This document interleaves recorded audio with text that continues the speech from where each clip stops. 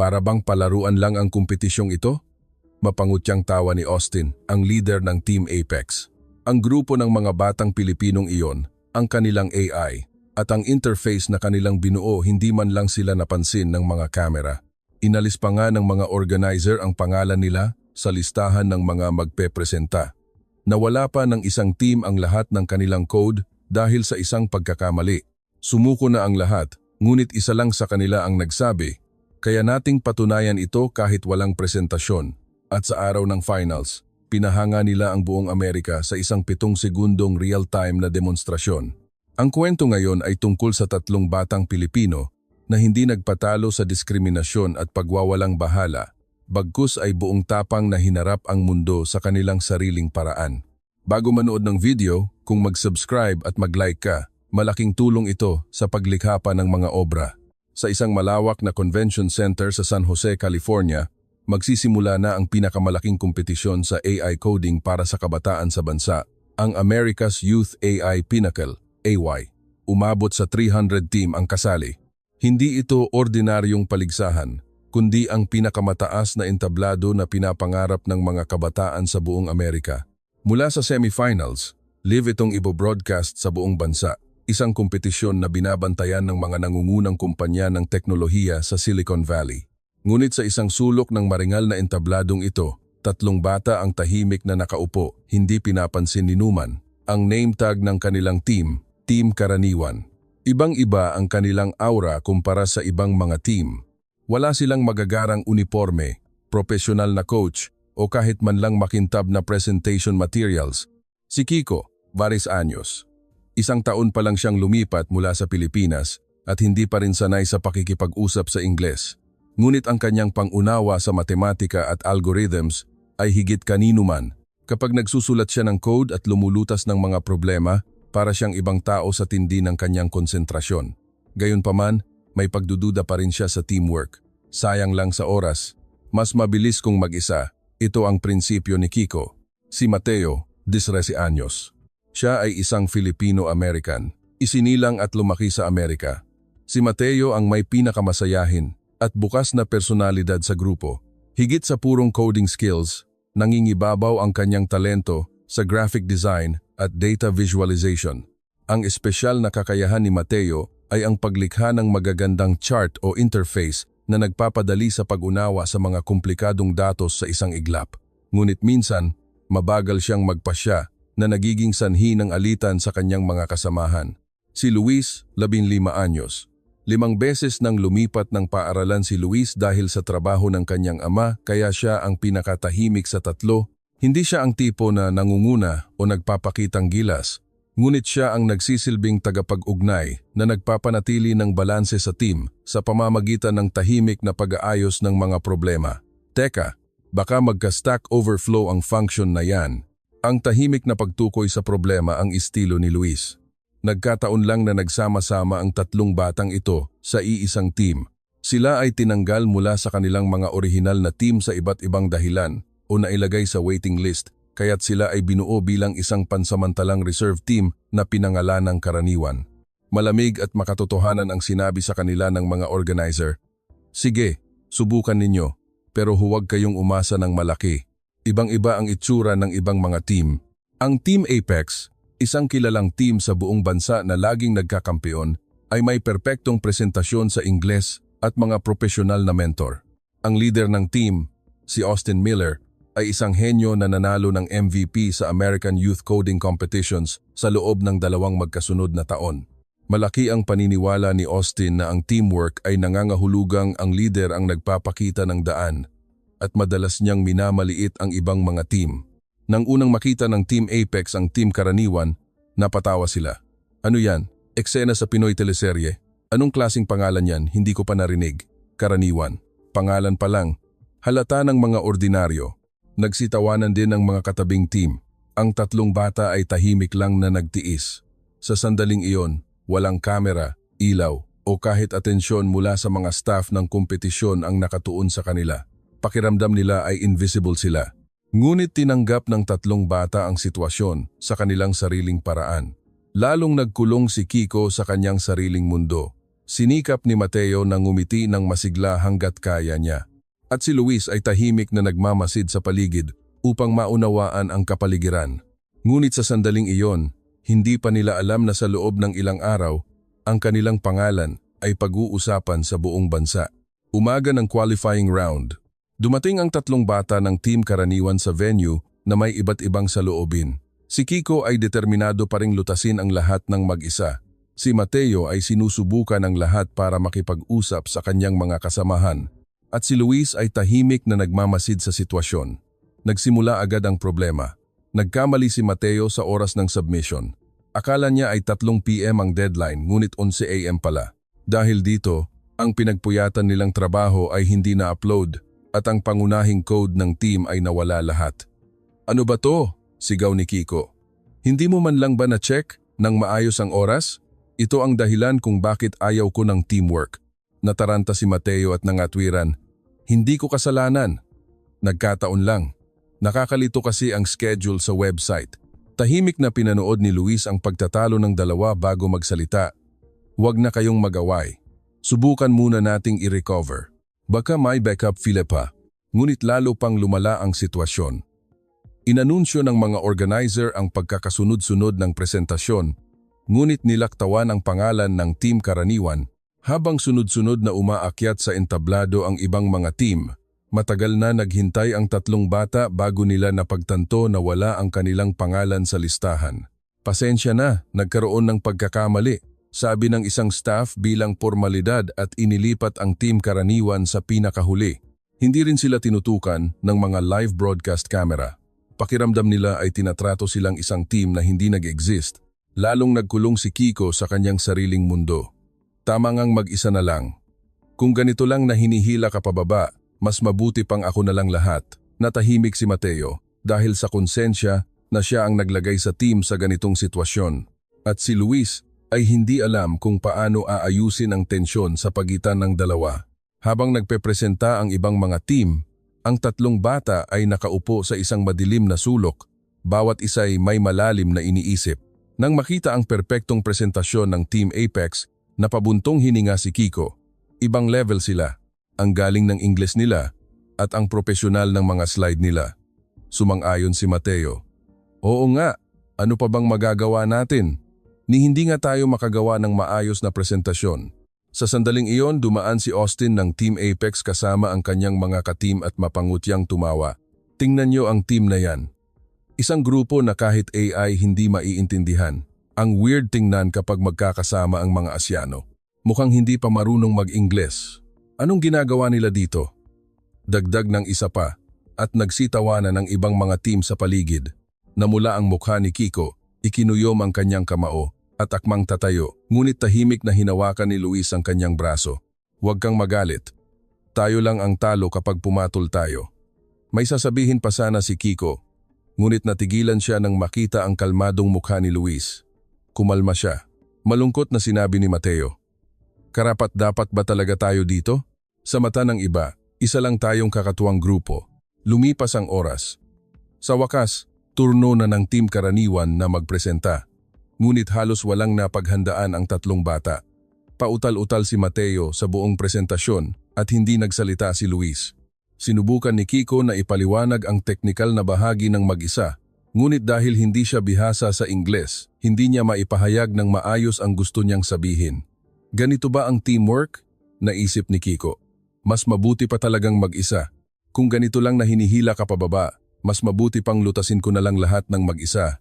Pagkatapos ng presentasyon, nang makita ang malamig na reaksyon mula sa mga hurado, labis na nadismaya ang tatlong bata.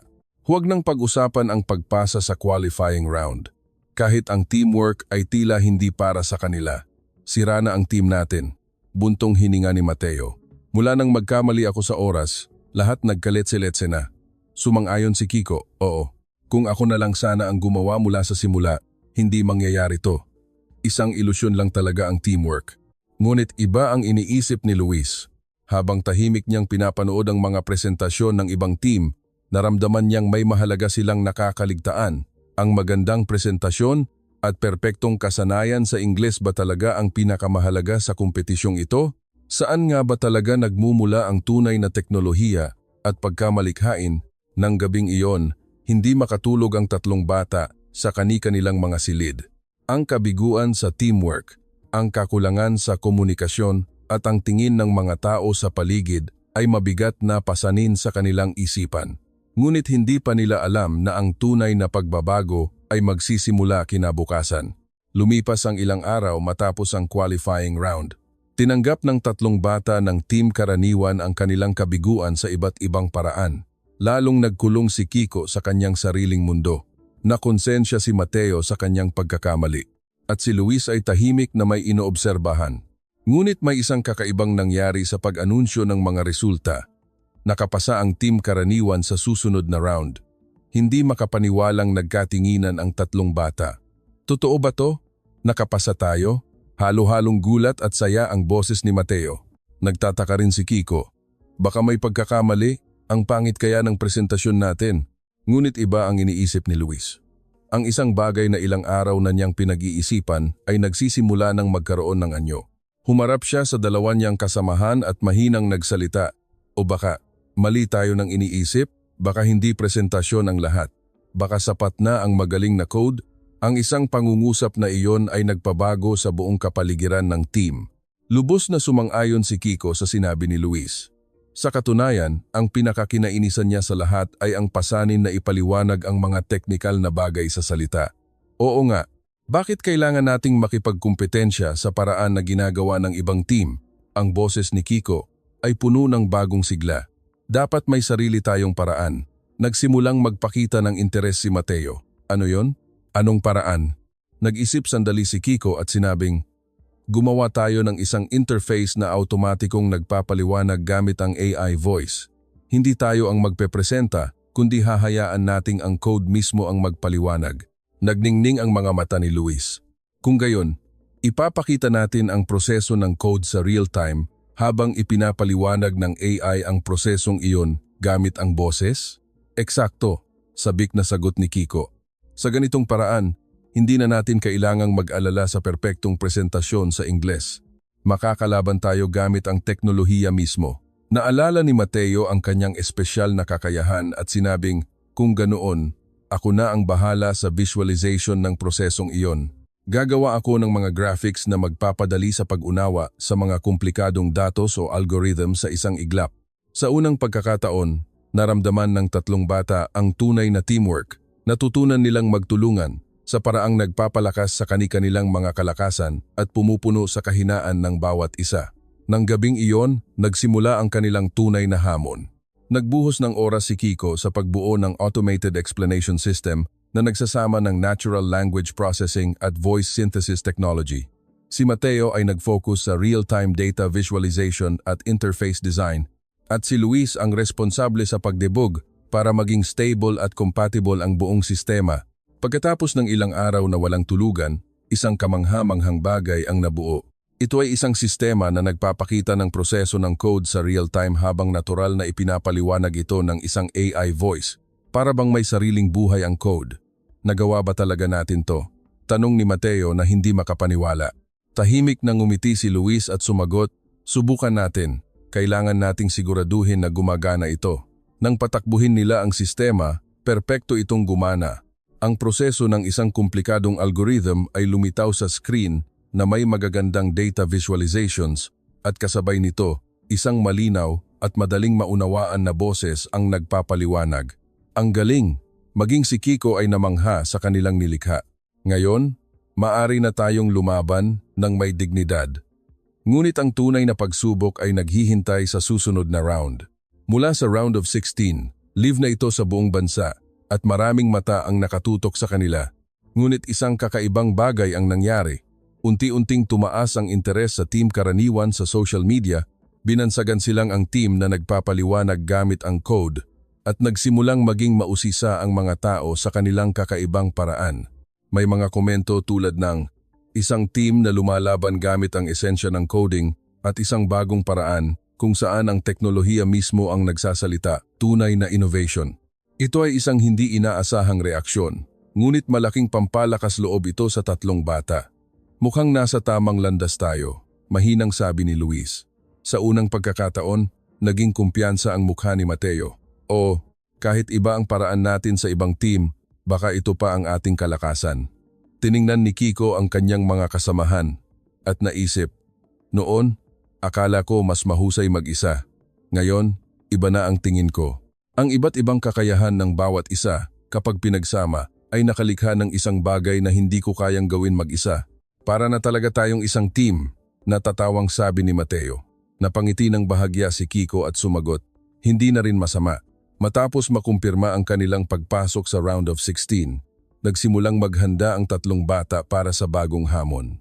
Ngayon na magsisimula ang tunay na laban, ngunit mas nasasabik sila kaysa natatakot. Handa na silang harapin ang mundo ng may dignidad sa kanilang sariling paraan. Nang makumpirma ang kanilang pagpasok sa round of 16, hinarap ng tatlong bata ng Team Karaniwan ang isang bagong katotohanan. Ngayon, live na sila sa buong bansa at maraming mata ang nakatutok sa kanila. Ngunit isang mas malaking hamon ang naghihintay. Nang i-anunsyo ang schedule ng round of 16, ang kalaban ng Team Karaniwan ay ang Team Tech Magic, isang malakas na team na may kahanga-hangang record bilang runner-up noong nakaraang taon. Higit pa rito, hayagan nilang ipinahayag ang pagdududa sa kakaibang paraan ng Team Karaniwan. Gumagamit ng AI voice para magpresenta? Anong kabuluhan yan? Sabi ng leader ng Team Tech Magic sa isang panayam. Sa huli, isa lang yang gimmick para pagtakpan ang kanilang kakulangan sa tunay na communication skills, di ba? Ang ganitong mga reaksyon ay nagdulot ng malaking pressure sa Team Karaniwan, lalo na si Kiko. Nagsimula siyang magduda kung tama ba talaga ang kanilang paraan. Baka nga pagtakas lang ito. Kung may tunay tayong kakayahan, dapat kaya nating magpresenta ng perpekto tulad ng ibang team. Lumalaban ba talaga tayo gamit ang tunay na kakayahan? Maingat na tanong ni Kiko sa kanyang mga kasamahan. O tinatago lang natin ang ating mga kahinaan? Hindi rin maitago ni Mateo ang kanyang pag-aalala. Nag-aalala ako sa iisipin ng iba sa atin. Para maging isang tunay na technologist, importante rin ang communication skills, di ba? Ngunit iba ang pananaw ni Luis sa sitwasyon. Ilang araw na niyang masrusing pinagmamasdan ang mga presentasyon ng ibang team.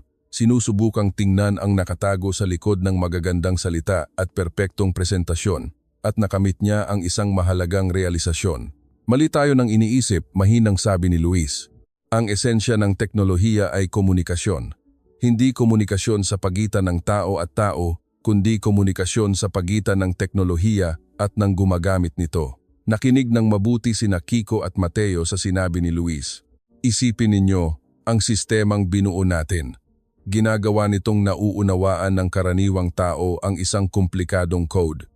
Hindi ba't iyon ang tunay na komunikasyon? Puno ng kumpiyansa ang boses ni Luis. Nang marinig ito, may naramdamang kumilos sa kaibuturan ng puso ni Kiko. Oo nga, ang tunay na halaga ng sistemang kanilang binuo ay hindi lang pamalit sa presentasyon, kundi ang pagtulay sa pagitan ng teknolohiya at ng mga tao. Kung gayon, ituloy natin ang ating paraan, sabi ni Kiko, na may determinasyon. Kahit anong sabihin ng iba, tatahakin natin ang landas na sa tingin natin ay tama. Ngunit ang tunay na pagsubok ay naghihintay sa round of 16. Nang magsimula ang live broadcast, opisyal na nakilala ang Team Karaniwan. Ngunit nahati ang reaksyon sa dalawa. Sa isang banda, may mga positibong reaksyon tulad ng isang makabagong paraan at isang team na nakatuon sa esensya ng teknolohiya. Ngunit sa kabilang banda, marami ring kritisismo, tulad ng isang gimmick at isang paraan para itago ang hindi sapat na kakayahan. Higit pa rito, ang ilang manonood ay hayagang nagpakita ng mga racist na komento. May mga nagsabing, karaniwan namang mababa ang communication skills ng mga Asyano. Hindi marunong mag-Ingles, bakit pa sumasali sa kompetisyon sa Amerika? Nang makita ang mga reaksyong ito, nasaktan ang tatlong bata. Lalo na si Kiko. Nagsimula siyang mag-isip kung sila ba ay mga taong hindi talaga tanggap. Unti-unting naging malungkot si Mateo at maging si Luis ay naging mas tahimik kaysa dati. Ngunit isang kamangha-manghang pagbabago ang nangyari sa kanila. Nalaman nilang may mga taong sumusuporta sa kanila sa gitna ng mga mapanuring mata. Lalo na sa mga totoong developer at eksperto sa teknolohiya, tumaas ang interes sa paraan ng Team Karaniwan. May mga komentong, ang konsepto ng komunikasyon gamit ang teknolohiya ay kahanga-hanga at ang ipinapakita nila ay isang anyo ng tunay na innovation. maging ang ilang mga executive ng mga kumpanya ng teknolohiya ay nagsimulang magka-interes sa Team Karaniwan. Nang makita ang mga reaksyong ito, unti-unting nanumbalik ang kumpiyansa ng tatlong bata. Nagkaroon sila ng paniniwala na hindi mali ang halagang kanilang pinaninindigan. Sa araw ng Round of 16, ipinakita ng Team Karaniwan ang kanilang inihandang sistema. Ang paksa ay isang AI alert system para sa mga komunidad ng may kapansanan na may iba't ibang wika. Ito ay isang mataas na kalidad na sistema na sumasaklaw sa isang interface na gumagamit ng mga larawan, pagproseso ng data para sa mga low-spec na device at kahit isang video ng aktwal na pagsubok. Matapos ang kahangahangang presentasyon ng Team TechMagic, turno na ng Team Karaniwan. Tumayo ang tatlong bata sa entablado, pinipigilan ang kaba, at pinatakbo ang kanilang sistema. At isang kamangha-manghang bagay ang nangyari. Ang proseso ng code ay ipinakita sa screen sa real-time, kasama ang isang malinaw at madaling maunawaan na boses na nagpapaliwanag kung paano nalulutas ng isang komplikadong algorithm ang isang tunay na problema ay naging malinaw sa isang iglap. Nagsimulang makinig ng mabuti ang mga manonood at ang mga hurado ay nakatingin sa screen na may pagkamangha, ngunit ang tunay na highlight ay nasa dulo. Nagpakita si Luis ng isang hindi inaasahang error situation sa real-time at ipinakita ang proseso kung paano inayos ng sistema ang problema ng mag-isa. Hindi lang ito isang inihandang presentasyon, kundi isang patunay ng tunay na teknikal na kakayahan. Nang matapos ang laban at ianunsyo ang resulta, nanalo ang Team Karaniwan. Dumagundong ang palakpakan mula sa mga manonood at malakas din ang reaksyon online. Ngayon, sila ay naging isang team na pinag-uusapan sa buong Amerika. Hindi pa man nawawala ang tuwa mula sa pagkapanalo sa Round of 16, isang mas malaking hamon ang naghihintay sa Team Karaniwan. Nalagpasan nila ang quarterfinals, semifinals at sa wakas, nakarating sila sa finals. Ang kanilang kalaban, ang Team Apex, ang mismong team na minsang tumawa sa kanila. Habang papalapit ang finals, naging matindi ang atensyon ng media. Hindi na ito isang simpleng coding competition, kundi isang pagbabanggaan ng magkaibang pilosopiya at pananaw. Sa isang panig, ang Team Apex na ipinagmamalaki ang tradisyonal na elite na edukasyon at perpektong presentasyon. Sa kabilang panig, ang Team Karaniwan na naniniwala sa kapangyarihan ng teknolohiya at nagpasimuno ng isang bagong paraan ng komunikasyon. Ngunit hinarap ni Kiko, Mateo at Luis ang isang hindi inaasahang pagsubok. Gabi bago ang finals, bigla silang tinawagan ng organizing committee. Ang nilalaman, ang Team Apex ay formal na naghain ng protesta laban sa Team Karaniwan. Akusasyon ng pagnanakaw ng teknolohiya? Nanginginig ang boses ni Kiko. Anong ibig sabihin yan? Malamig na ipinaliwanag ng opisyal na inakusahan ng Team Apex na ang ilang teknolohiya at algorithm na ginamit ng Team Karaniwan ay pagbabago lamang ng mga umiiral na open source library nang walang pahintulot at may problema rin daw sa pagrehistro ng mga resources. Hindi maitago ni Mateo ang kanyang pagkabigla. Hindi totoo yan. Lahat ng teknolohiyang ginamit namin ay kami mismo ang bumuo o may tamang pahintulot. Ngunit malupit ang katotohanan. Kapag may formal na protestang inihain, kailangang patunayan muli ng Team Karaniwan na lehitimo ang kanilang teknolohiya. Higit pa rito, ang tunay na intensyon ng Team Apex ay nagsimulang lumabas. Sa isang panayam, hayagang ininsulto ni Austin Miller ang Team Karaniwan. Ito ang tipikal na pattern ng mga Asian innovators. Pinagsasama-sama lang nila ang mga umiiral na teknolohiya at ipinipresenta na parang sila ang gumawa. Malayo sa tunay na innovation. Ang mga salitang ito ay hindi na lang teknikal na argumento, kundi isang hayagang diskriminasyon. Lalong uminit ang debate online at ang ilan ay nag-iwan ng matitinding komento na ninanakaw ng mga dayuhan ang teknolohiya ng Amerika. Labis na nawalan ng pag-asa ang tatlong bata. Ang katotohanan na kailangan silang pagdudahan kahit na lehitimo ang kanilang teknolohiya ay sumugat sa kanilang mga puso. Higit pa rito, napagtanto nilang hindi lang ito isang teknikal na problema, kundi isang hamon sa kanilang pagkatao at pag-iral. Bakit kailangan nating patunayan ng paulit-ulit? Galit na sabi ni Kiko. Dahil ba Pilipino tayo? Dahil ba hindi perpekto ang Ingles natin?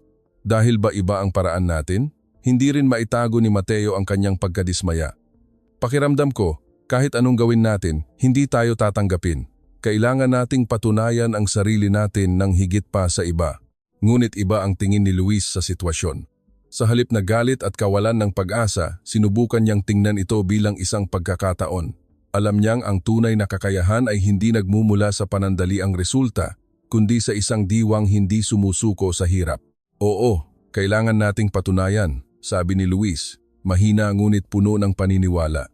Pero sa pagkakataong ito, patutunayan natin sa ating sariling paraan, hindi sa paraang gusto nila. Anong ibig mong sabihin? Tanong ni Kiko. Hindi natin ipapaliwanag sa salita na hindi tayo magnanakaw. Patutunayan natin ito gamit ang code, puno ng determinasyon ang mga mata ni Luis. Ipapakita natin sa real-time na lubos nating naiintindihan ang teknolohiyang ito. Ang mungkahi na ito ay nagbigay ng bagong pag-asa sa 3 bata. Nagpasya silang hindi lang magpresenta ng inihanda sa finals, kundi magpakita ng isang live demonstration kung saan babaguhin nila ang code at magdadagdag ng mga bagong function doon mismo sa entablado. Isang napakalaking sugal, ngunit ito rin ang pagkakataon na maipakita ang kanilang tunay na kakayahan. Nang gabing iyon, ibinuhos ng 3 bata ang lahat para sa huling paghahanda, ngunit hindi lang ito paghahanda sa teknikal na aspeto. Ito rin ay isang panahon ng malalim na pagninilay kung bakit sila sumali sa kompetisyon at kung ano ang gusto nilang patunayan. Sa unang pagkakataon, napagtanto ni Kiko na ang hinahanap niya ay hindi lang personal na tagumpay. Naramdaman niya ang responsibilidad na katawanin ang lahat ng nasa katulad niyang sitwasyon. Hindi ko ito magagawa mag-isa. Naging posible ito dahil magkakasama tayo. Naunawaan ni Mateo na ang kanyang mga pagkakamali at kahinaan ay hindi kahinaan ng team, kundi isang puwersa para sa paglago. Natutunan niyang okay lang na hindi maging perpekto. Ang mahalaga ay hindi sumuko at patuloy na sumubok. Ang sumubok at magkamali ay mas makabuluhan kaysa hindi sumubok dahil sa takot magkamali. At napagtanto ni Luis ang kahulugan ng tunay na pamumuno. Natutunan niya na ang papel ng isang tunay na leader ay hindi ang tumayo sa harapan at manguna, kundi ang tulungan ang bawat miyembro ng team na maging pinakamahusay sa kanilang sariling paraan. Ang leader ay hindi ang taong lumulutas ng lahat ng problema, kundi ang taong nagbibigay daan para malutas ng lahat ang problema ng sama-sama. Umaga ng finals. Nagkatinginan ang 3 bata at tahimik na nangako sa isa't isa. Ang araw na ito ay hindi lang isang kompetisyon para sa premyo, kundi isang entablado para patunayan ang halaga ng kanilang pag-iral. Wala na silang takot, kundi determinasyon. Sa araw ng finals, ang mga mata ng buong bansa ay nakatuon sa iisang entablado. Hindi na ito isang ordinaryong youth coding competition. Ang malalim na hidwaan at diskriminasyon sa lipunang Amerikano at ang pagnanais para sa pagbabago ay nahasasalamin sa entabladong ito. Sa isang panig, ang Team Apex na kumakatawan sa lumang kaayusan at mga elite. Sa kabilang panig, ang Team Karaniwan, isang simbolo ng bagong posibilidad at pagkakaiba-iba ang maghaharap. Ang presentasyon ng Team Apex ay naaayon sa inaasahan, perpekto. Ginamit ni Austin Miller ang kanyang husay sa pagsasalita at magarbong kilos para makuha ang atensyon ng manonood. May kakayahan siyang ipaliwanag ang mga komplikadong teknikal na bagay sa paraang madaling maunawaan, mabilis sumagot sa mga tanong, at higit sa lahat, ipinakita niya ang imahe ng isang perpektong leader ng bagong henerasyon na inaasahan ng lipunan. Ang kanilang proyekto ay mahusay din sa teknikal na aspeto at may malinaw na potensyal sa negosyo. Umugong ang papuri sa mga manonood at tumango ang mga hurado na may kasiyahan. Sa online chat, bumuhos ang mga mensahe na Team Apex na ang panalo, tila na pagdesisyonan na ang resulta. Ngunit habang patapos na ang presentasyon ni Austin, nagdagdag siya ng isang hindi inaasahang salita. Sa huli, gusto naming ipakita ang tunay na kakayahan sa pamamagitan ng isang patas na laban. Hindi kami aasa sa mga kaduda-dudang paraan o gimmick tulad ng ibang mga team. Ang salitang ito ay malinaw na patama sa Team Karaniwan. Kahit hindi direktang binanggit ang pangalan, alam ng lahat kung sino ang tinutukoy niya. Nagkaroon ng bulungan sa mga manonood at nag-zoom in ang kamera sa mukha ng 3 bata ng Team Karaniwan. Ikinuyom ni Kiko ang kanyang kamao, ramdam niyang namumula ang kanyang mukha. Ngunit marahang tinapik ni Luis ang kanyang balikat. Kinagat ni Mateo ang kanyang labi, ngunit ang kanyang mga mata ay may kislap ng determinasyong hindi sumuko. Sa wakas, turno na ng Team Karaniwan. Nang umakyat ang 3 bata sa entablado, tumahimik ang buong bulwagan. Ang ilan ay tumingin sa kanila na may pag-uusisa, ang ilan ay may pagdududa, ngunit hindi na natinag ang tatlong bata sa mga tinging iyon. Ang ipapakita nila ngayon ay hindi lang isang teknikal na demonstrasyon, kundi isang patunay ng kanilang katapatan at integridad. Magandang araw po, tumayo si Luis sa harap ng mikropono. Ang kanyang boses ay mas mahina kaysa karaniwan, ngunit puno ng hindi matitinag na kumpiyansa. Ngayon, ipapakita namin sa inyo ang teknolohiyang aming binuo. Ngunit hindi ito isang inihandang presentasyon. Ipapakita namin ang proseso ng paglikha sa real-time dito mismo sa entablado. Ang anunsyong ito ay nagdulot ng pagkabigla sa bulwagan. Ang live coding ay isang napakalaking sugal. Isang maliit na pagkakamali lang ay maaaring magpabagsak sa lahat. Ngunit kasabay nito, walang ibang paraan para maipakita ang kanilang tunay na kakayahan. Umupo si Kiko sa harap ng keyboard. Inihanda ni Mateo ang mga visualization tools. At si Luis ay handang bantayan ang buong sistema. Ang kanilang proyekto, isang real-time communication support system na gumagamit ng AI para sa mga komunidad ng may kapansanan sa pandinig na may iba't ibang wika. Ito ay isang sistema na kayang mag-translate ng sign language sa salita at salita sa sign language, habang ipinapahayag din ang emosyon at maliliit na detalye. Ngunit ang gusto talaga nilang ipakita ay hindi lang ang teknolohiya. Nais nilang ipakita kung paano kayang gibain ng teknolohiya ang mga pader sa pagitan ng mga tao at magbigay ng boses sa mga hindi napapansin. Ito ang katapatan na nagmula sa kanilang mga karanasan ng pagwawalang bahala at diskriminasyon. Nang magsimula ang demonstrasyon, isang kamangha-manghang bagay ang nangyari. Ang proseso ng isang komplikadong algorithm ay lumitaw sa screen sa real time na may magagandang data visualizations. Kasabay nito, ipinaliwanag ng AI ang proseso sa isang malinaw at madaling maunawaan na boses. Ngunit ang pinakakahanga-hanga ay ang aktwal na paggana ng sistema. Sa screen, ipinakita ang isang video ng mga may kapansanan sa pandinig mula sa iba't ibang lahi at edad na gumagamit ng sistema. Isang eksena kung saan isang Pilipinang lola ang nagpakita ng isang mainit na pagbati sa sign language at ito ay isinalin sa Ingles na boses para sa isang binatang Amerikano. At ang pasasalamat ng binata ay isinalin pabalik sa sign language para sa lola. Ito ay isang sandali kung saan ang teknolohiya ay hindi lang naghatid ng impormasyon, kundi nagdulot ng tunay na pagpapalitan ng emosyon. Ngunit ang tunay na highlight ay hindi pa dumarating. Sinadya ni Luis na lumikha ng isang hindi inaasahang error situation. Biglang may hindi kilalang data na pumasok sa sistema at nagkaroon ng error sa proseso ng pagsasalin. Ito ay isang simulation ng isang emergency na maaaring mangyari sa totoong sitwasyon. Nagpigil ng hininga ang mga manonood. Sa sandaling ito, kung magkamali sila, lahat ay babagsak. Ngunit hindi nataranta ang tatlong bata. Kalmado silang tumugon na parabang handa na sila para sa sandaling ito. Inayos ni Kiko ang code sa real time, hinahanap ang sanhi ng error. Ginamit ni Mateo ang visualization tools para malinaw na maipakita kung saan nagkaproblema. At pinanatili ni Luis ang balanse ng sistema at nagmungkahi ng bagong solusyon.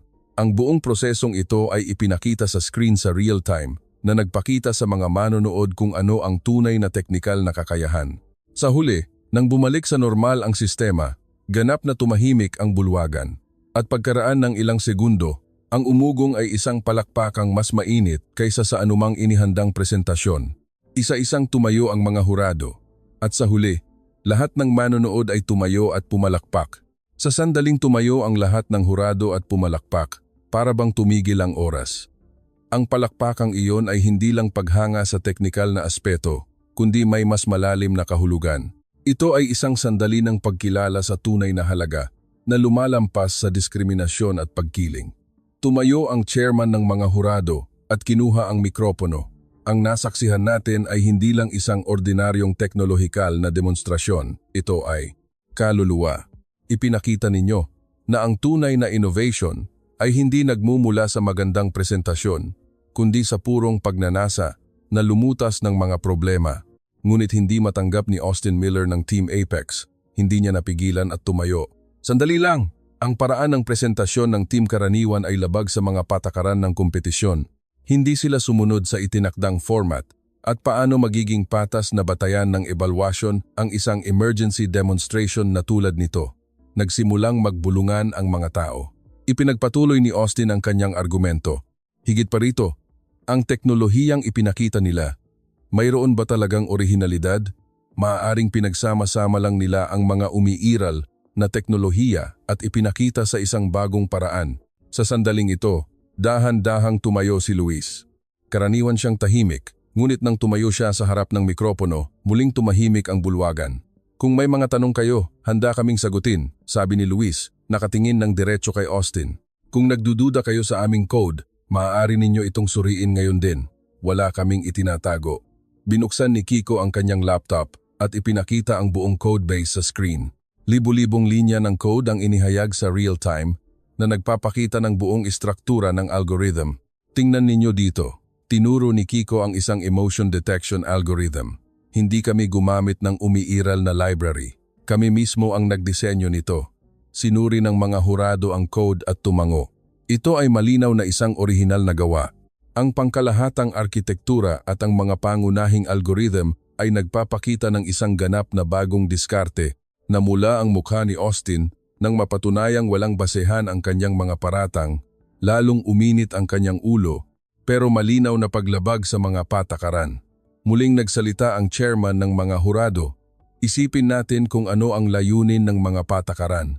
Nagtakda kami ng format para patas na masuri ang kakayahan ng mga kalahok. Ang ipinakita ng team na ito ay mas malinaw na nagpatunay ng kanilang kakayahan kaysa sa anumang inihandang presentasyon. Ginamit ni Austin ang kanyang huling baraha. Ang kanilang paraan ay hindi naaayon sa mga American values.